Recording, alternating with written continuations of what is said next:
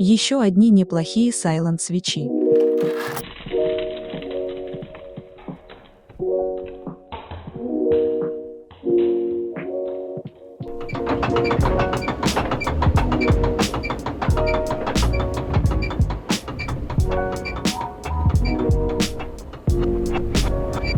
Обыкновенный бокс-переключатель с небольшой особенностью.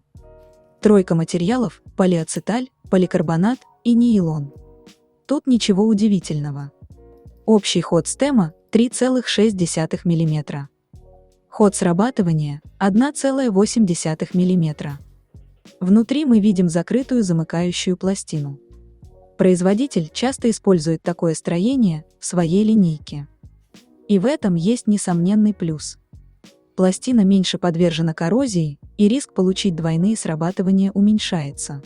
Но особенность переключателя находится внутри стема, и это плотно прорезиненные демпферы, приглушающие нажатие и отжатие. Стоит отметить, что такая особенность не добавила тишины. Более того, свечи получились со специфическим звучанием, которое оценивать только вам. Пружина слегка задевает стойку при нажатии. По-хорошему такое основание нужно смазывать. Направляющие здесь в верхней крышке. Смазываем заодно их. И сам стем со всех сторон. Пружина характерно узкая 14 мм.